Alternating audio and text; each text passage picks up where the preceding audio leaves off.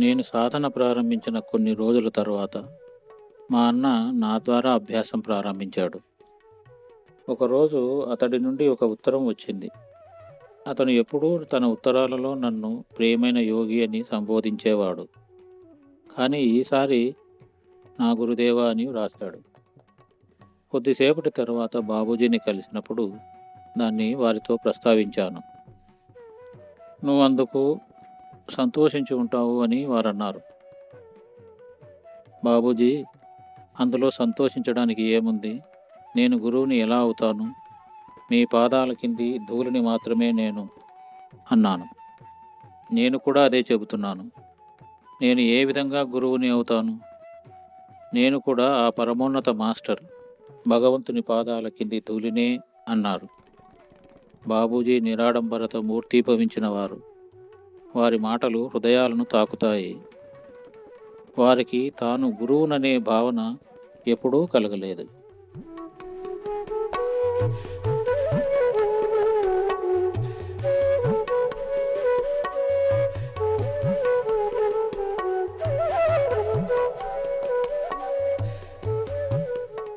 ఒకసారి బాబూజీ పాఠశాలలో కింది తరగతిలో నేర్పించే గుణకారపు పట్టికలు, ఎక్కాలు కొన్నింటిలో నేను శక్తిని నింపాలనుకుంటున్నాను.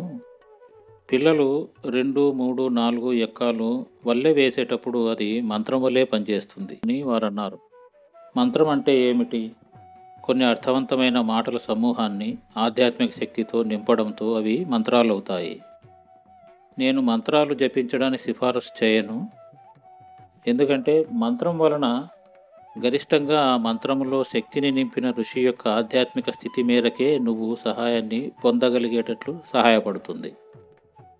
ఎక్కువగా జపించిన తరువాత కోరుకున్న స్థితికి చేరినప్పుడు ఆ మంత్రం ఇక ఎంత మాత్రమూ ప్రయోజనం చేకూర్చేదిగా ఉండదు అని వివరణ ఇచ్చారు. గుప్తా గారు, నేను మీకు ఒకటి చెబుతున్నాను.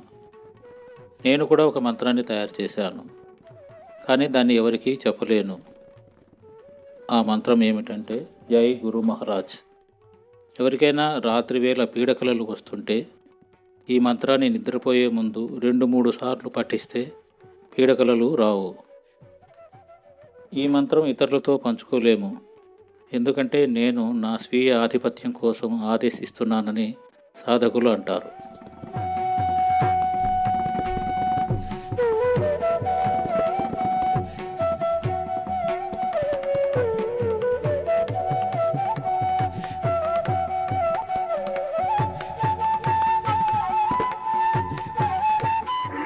God was there and I was also here, but he did not help me at all.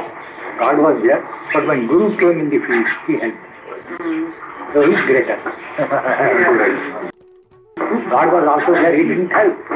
Of course, he gave me such a good master. For that I am grateful. Perform many rituals or go to the church, it is not harmful. But to me, my master was the only church and the temple and God and everything. Right. But that I say for myself. Good. Okay.